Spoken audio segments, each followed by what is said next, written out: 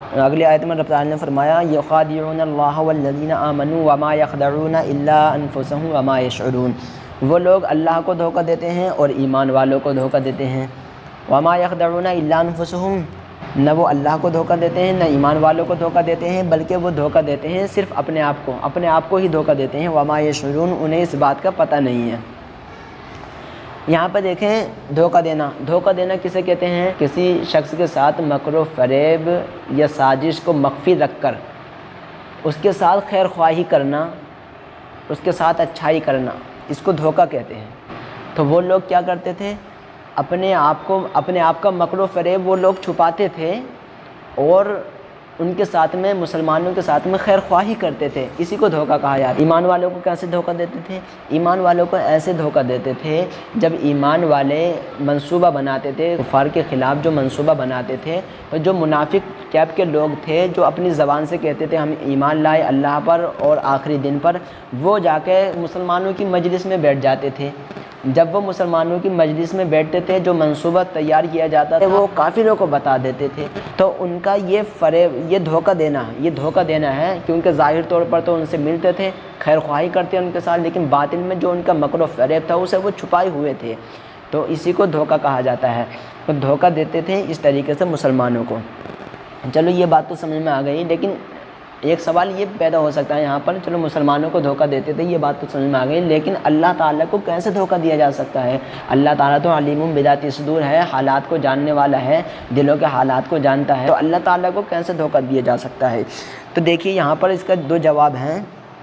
ایک تو یہ کہ یہاں پر لفظ اللہ سے پہلے رسول بطور مضاف محذوف ہے، کبھی کبھی عبارت کو صحیح کرنے کے لیے بطور مضاف مجازن محذوف کر دیا جاتا ہے، بطور مضاف مجازن محذوف کر دیا جاتا ہے۔ تو یہاں پہ لفظ رسول جو ہے بطور مضاف محذوف ہے، مجازن محذوف کر دیا گیا ہے۔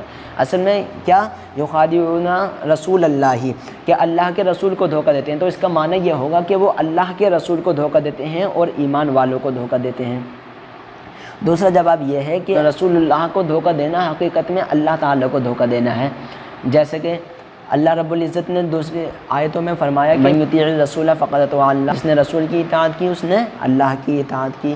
تو ایک مرتبہ ہمارے آقا علیہ الصلوۃ والسلام نے بیعت عقبہ ثانیہ میں 70 انصاروں کی جان اور مال کے بدلے میں جنت خرید لیا۔ تو رب تعالیٰ نے اس کو کیا فرمایا؟ ان اللہ اشتری من المؤمنین انفسهم واموالهم بان لهم الجنہ، کہ بے شک اللہ رب العزت نے ان کی جانوں اور ان کی مالوں کے بدلے میں جنت خرید لیا۔ آیت کریمہ میں فرمایا کہ رسول کی اطاعت اللہ کی اطاعت ہے، رسول کا بیچنا اللہ کا بیچنا ہے، اور رسول کا بیعت کرنا اللہ کا بیعت کرنا ہے۔ تو رسول کو دھوکہ دینا اللہ کو دھوکہ دینا ہے، اس لیے رب تعالیٰ نے فرمایا اللہ کو دھوکہ دیتے ہیں اور ایمان والوں کو دھوکہ دیتے ہیں۔ وہ اپنے دماغ میں گمان کرتے تھے، وہ اپنے دل میں یہ سوچتے تھے کہ ہم دھوکہ دے رہے ہیں، لیکن حقیقت میں نہ وہ اللہ کو دھوکہ دے رہے تھے، نہ ایمان والوں کو دھوکہ دے رہے تھے، اور نہ رسول اللہ کو دھوکہ دے رہے تھے، بلکہ کسے دھوکہ دے رہے تھے؟ وہ وما یخدعون الا انفسهم، بلکہ وہ اپنے آپ کو دھوکہ دے رہے تھے، خود کو دھوکہ دے رہے تھے۔ خود کو دھوکہ کیا دے رہے تھے؟ اگر وہ ایمان قبول کر لیتے تو ان کے لیے دھوکہ نہ ہوتا، اب یہی تو دھوکہ ہے ان کا، یہ اس دھوکے میں نہ رہیں وہ۔ تو وما یشعرون، لیکن انہیں اس کا پتہ نہیں ہے، اس چیز کا شعور نہیں ہے۔